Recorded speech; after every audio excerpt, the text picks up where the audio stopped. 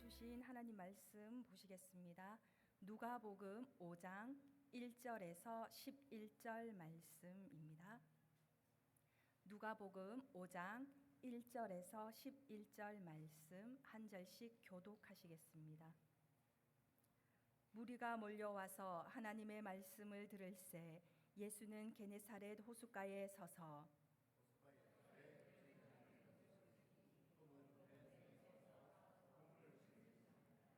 예수께서 한 배에 오르시니 그 배는 시몬의 배라.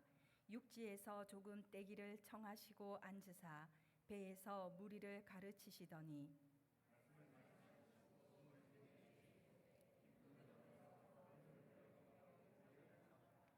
시몬이 대답하여 이르되 선생님, 우리들이 밤이 새도록 수고하였으되 잡은 것이 없지만은 말씀에 의지하여 내가 그물을 내리리이다 하고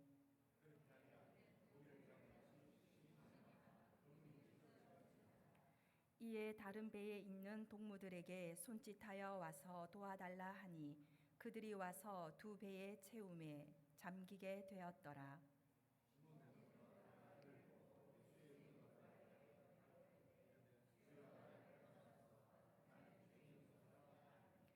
이는 자기 및 자기와 함께 있는 모든 사람이 고기 잡힌 것으로 말미암아 놀라고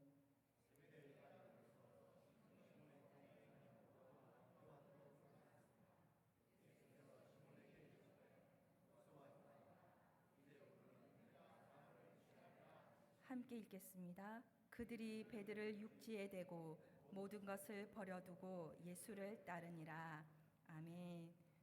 여기 계신 분들은 아마 고기잡이를 해보신 적이 있으신가요? 어머, 우리 하람이 고마워요. 저는 고기잡이를 해본 적은 없는 것 같아요. 왜냐하면 제가 남자 형제가 3명이에요. 삼남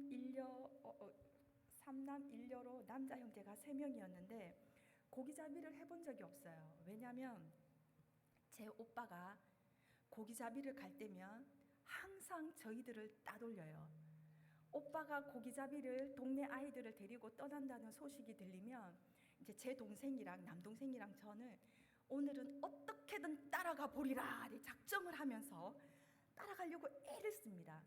그런데 오빠가 항상 이제 다른 팀들을 먼저 보내고 오빠는 저희랑 끝까지 남아 있으면서 이렇게 기회를 봐서 저희들이 딴짓할 때 오빠가 도망을 가버려요. 그래서 고기잡이를 한 번도 가본 적이 없어요, 저는. 그래서 항상 서운했어요.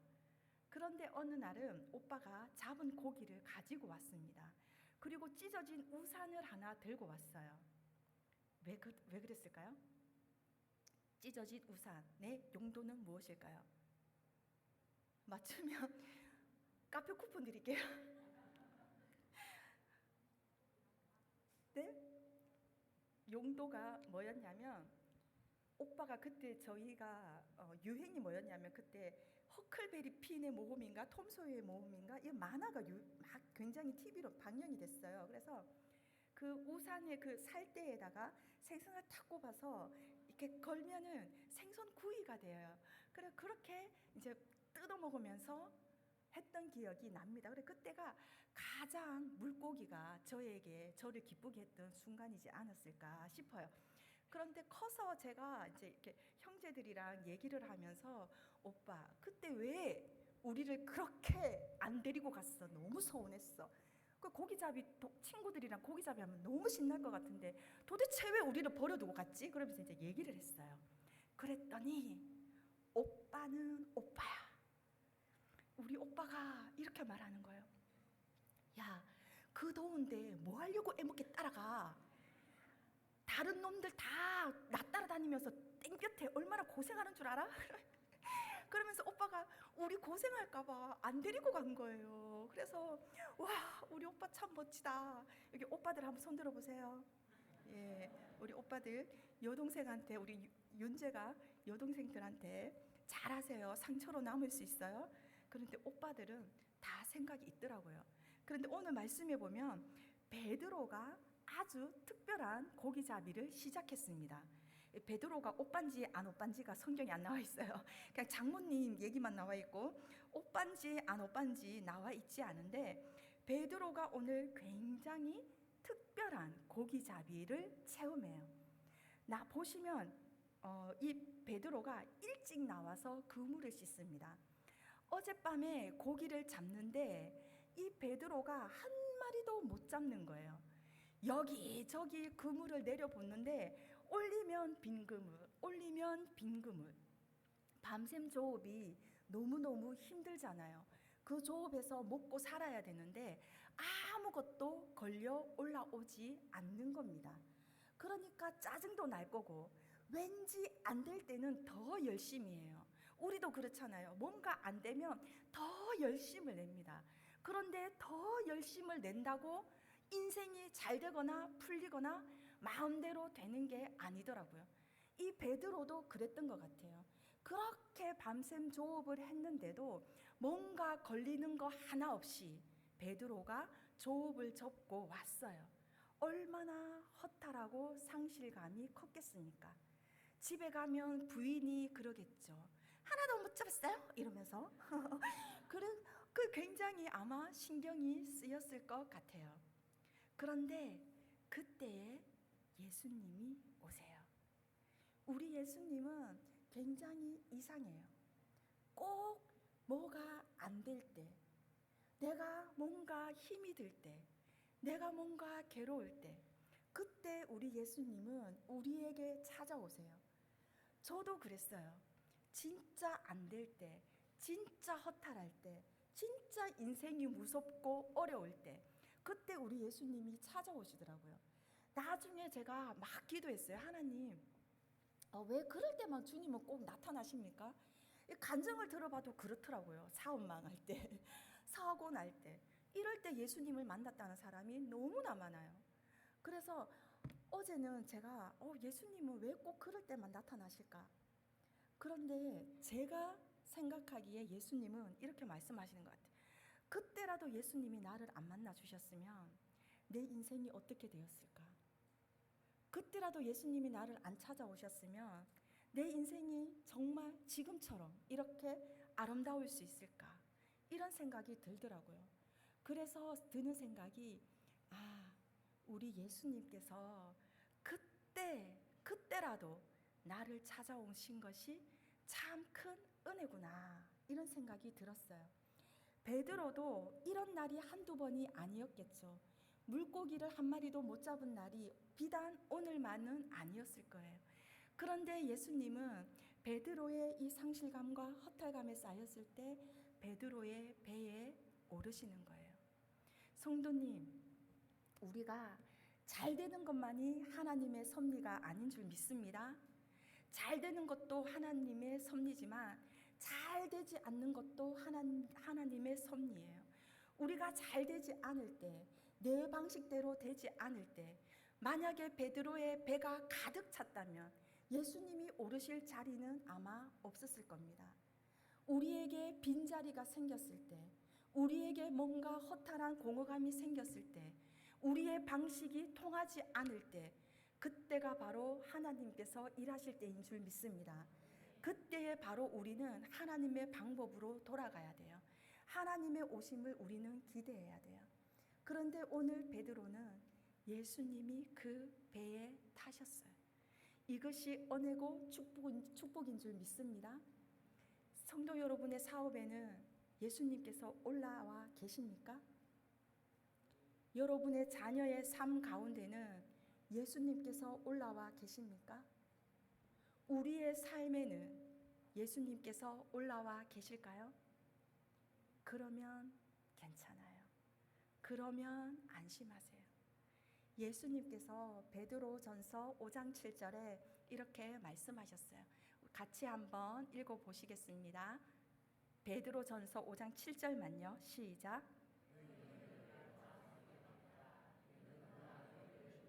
아멘.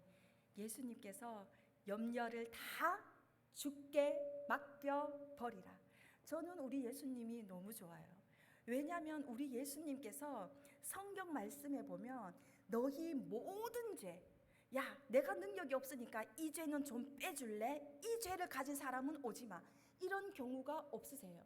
기도 제목 응답을 말씀하실 때도 너희 모든 것을 다, 야, 요거는 내가 하기가 조금 힘들거든, 그러니까 요 문제는 빼고 기도해 줄래? 이러시는 법이 없습니다. 너희 염려를 다, 자녀, 건강, 뭐 경제, 할 것 없이 모든 것 다 하나님께 맡기면 예수님께서 우리를 돌보아 주실 줄 믿습니다. 예수님은 우리를 돌보시고 계세요. 이 예수님께서 베드로의 배에 타셨어요. 그리고 베드로에게 요청하십니다. 베드로야, 배를 조금 육지에서 떼줘, 이렇게 말씀하세요. 그래서 뗐어요. 그때 예수님께서 말씀을 전하십니다. 말씀을 들으러 나온 이 무리들에게. 그런데 가장 가까이에서 말씀을 들은 사람이 누구일까요? 바로 베드로예요. 이 베드로는 예수님의 턱 밑에서 가장 가까이에서 가장 정확하게 예수님의 그 튀는 침을 맞으면서 아마 말씀을 들었을 것 같아요. 말씀이 다 끝났을 때 예수님께서 이렇게 말씀하십니다. 4절 말씀에 말씀을 마치시고 시몬에게 이르시되 깊은 데로 가서 그물을 내려 고기를 잡으라. 베드로야, 깊은 데로 가서 고기를 잡으라, 이렇게 말씀하셨어요. 그때 베드로가 굉장히 놀라운 고백을 합니다. 선생님, 우리가 잡은 것이 없는데 말씀에 의지하여 내가 그물을 내리겠습니다, 이렇게 고백해요. 왜 이렇게 고백할 수 있었을까요? 지금 베드로가 뭘 들은 이유예요? 말씀을 들은 이유예요. 말씀을 들은 이후에 베드로에게 뭐가 생겼을까요? 믿음이 생긴 거예요. 성도 여러분, 말씀을 들을 때에 믿음이 강해지는 줄 믿습니다. 말씀을 들을 때에 예수님에 대한 확신이 더 든든해질 줄 믿습니다. 말씀을 들을 때에 믿음이 더 강건해집니다. 베드로가 말씀을 듣고, 앞에 호칭은 지금 뭔가 좀 애매해요. 선생님이라는 호칭을 사용했어요. 그런데 내가 말씀에 의지해서 그물을 내리겠습니다. 이거는 진짜 베드로로서는 굉장히 큰 고백입니다. 왜요? 이 사람은 고기 잡는데 도 같은 사람이에요. 예수님은 설교하시고 말씀하시고 목수 일에는 도 같았지만 베드로를 따라갈 수 없습니다. 베드로는요, 아까 만 가지 이유, 좋은 이유였는데 베드로는 좋지 않은 만 가지 이유를 들 수 있어요. 내가 그물을 내리지 않을 이유. 지금은요, 아침입니다. 예수님, 여기는 갈릴리는 밤에 조업해야 돼요. 지금 물고기들이 숨을 시간이에요. 깊은 데에 내리면 고기를 잡을 수 없습니다. 나는 이미 그물을 씻었습니다. 나는 집에 가고 싶어요. 충분한 이유가 있습니다. 우리가 말씀을 들을 때에 이런 불순종해야 될 충분한 이유들이 많이 있어요. 그런데 베드로는 말씀에 의지해서 그물을 내렸습니다. 성도 여러분, 말씀에 순종할 때 기적이 일어날 줄 믿습니다. 이 말씀에 순종해서 그물을 던졌어요. 결과가 어떻게 되었습니까? 2배 가득 차도록, 그물이 찢어질 정도로 많은 물고기가 잡혀졌어요. 그런데 놀라운 것은 베드로가 8절에 보시면요, 이렇게 말씀하고 계세요. 시몬 베드로가 이를 보고, 물고기가 많이 잡힌 것을 보고 예수님의 무릎 아래 엎드려 가로되 주여 나를 떠나소서, 나는 죄인이로소이다, 이렇게 고백해요. 뭔가 앞뒤가 안 맞아요. 뭔가 맥락이 안 맞아요. 왜 그래요? 2배의 고기가 가득 잡혔으면 뭐 해야 돼요? 회식해야죠. 얘들아, 오늘 와우, 나 만선이다. 오늘 우리 집으로 와, 한잔 하자, 이래야 되잖아요. 자, 한잔 할 때 술 생각하신 분들은 회개하세요. 사이다예요, 사이다. 포도주겠죠, 포도주, 물이겠죠. 한잔 하자, 파티하자, 내가 한탕 낼게. 이게 맞는 맥락이에요. 그런데 베드로는 예수님 무릎 아래 엎드려 주님, 나를 떠나소서, 나는 죄인입니다, 이렇게 고백합니다. 왜 그렇습니까? 이 물고기, 이 기적이 누구를 바라보게 했냐? 예수님을 바라보게 했어요. 성도 여러분, 물고기가 많이 잡힌 것도 기적이에요. 그런데 베드로가 바라본 것은 이 물고기 떼를 움직이고 계시는, 저 바다에서 움직이는 물고기도 운행하시는 그 예수님의 주권을 바라본 거예요. 이분이 보통이 아니시구나. 지금 내 배에 두 발을 디디고 서 계신 이 예수 그리스도가 바로 하나님이시구나. 내 죄를 구원하실, 내 죄를 사해 주실 구주시구나. 이게 깨달아지는 거예요. 그러니까 그분 앞에 무릎이 꿇어질 수밖에 없습니다. 5절에는 분명히 선생님, 뭔가 나보다 고상한, 그러나 8절에서는 분명히 주님, 이렇게 고백하고 있어요. 이 고기를 잡는 이 사건으로 인해서 베드로의 모든 생각적인, 지각적인 사고가 변동이 일어난 거예요. 성도 여러분, 한번 생각해 보십시오. 고기를 많이 잡은 게 기적일까요? 예수 그리스도를 인격적으로 만나는 게 기적일까요? 진짜 기적은 예수님을 만나는 거예요. 고기의 만선은요, 언제든지 있을 수 있어요. 그러나 예수 그리스도를 인격적으로 만나는 이거는 하나님의 은혜가 아니고서는 될 수가 없습니다. 우리 아이들에게 예수 그리스도를 심어주려고 목에 핏대를 세우고 기도를 하고, 선생님들이 작전 기도, 다니엘 기도를 하면서 기도를 해도 예수 그리스도를 심어줄 수가 없어요. 그렇게 말을 해도 줄 수만 있으면, 성도 여러분, 우리 자녀에게 뭐 주고 싶으세요? 예수님의 생명 주시고 싶지 않으세요? 예수님을 믿는 그 믿음 주시고 싶으시지 않으세요? 제일 간절한 게 그거잖아요. 우리 손주들에게 가장 주고 싶은 게 그거잖아요. 근데 그게 내 마음대로 됩니까? 안 돼요. 예수님을 만나는 거, 예수님을 주님이라 고백하는 거, 이게 정말 기적인 거예요. 성도 여러분, 예수님을 만나셨습니까? 우리는 기적의 사람입니다. 이 기적을 우리는 날마다 체험하고 있는 거예요. 이 기적을 체험한 베드로가 어떻게 하는지, 진짜 저는 이거 보고 참 인생이 아이러니하다 이런 생각을 했어요. 왜냐하면 이 베드로가 이제 배도 버리고 물고기도 버려버려요. 예수님을 따라가 버리는 거예요. 성도 여러분, 이거 너무 이상하지 않아요? 이 고기가 잡혔는데 기적인데, 기쁨인데, 내가 해야 될 내 일이었는데 이제 이게 버릴 거예요. 오늘 기적을 체험했는데 이거 오늘 버려요. 이 순간 버려버려요. 배도 버려요. 아까는 배라도 있었어요. 그런데 지금은 배도 버리고 물고기도 버리고 예수 그리스도를 따라가는 거예요. 성도 여러분, 말씀을 가지고 사는 사람은 이렇습니다. 말씀에 의지하는 사람은 이렇습니다. 말씀을 의지하는 사람, 말씀을 믿는 사람, 예수 그리스도가 보여요. 예수 그리스도에게 순종할 게 보여요. 모든 것이, 배도 물고기도 주를 위해 결국에는 버려야 될 것이라는 걸 아는 거예요. 베드로가 지고 가는 게 무엇입니까? 10절 말씀의 후반절에 예수께서 시몬에게 이르시되 무서워하지 말라. 이제 후로는 내가 사람을 취하리라. 베드로가 이 말씀을 들고 평생을 살았습니다. 전반전에는 조금 넘어지면서, 조금 실수하면서, 그러나 성령이 충만한 이후에는 이 말씀을 온전히 이루었죠. 성도 여러분, 우리의 삶도 이루어야 될 줄 믿습니다. 우리의 삶도 주님의 말씀을 이루는 것이 우리의 사명인 줄 믿습니다. 우리의 형편이 안 좋을 수 있어요. 나의 경제가, 나의 형편이, 나의 건강이. 그러나 그때에도 예수 그리스도께서는 함께 하십니다. 일주일간 주님의 말씀으로 승리하시고, 말씀과 동행하시고, 주님께서 우리에게 주신 평안과 사명으로 감당하시기를 주님의 이름으로 축복합니다. 기도드리겠습니다.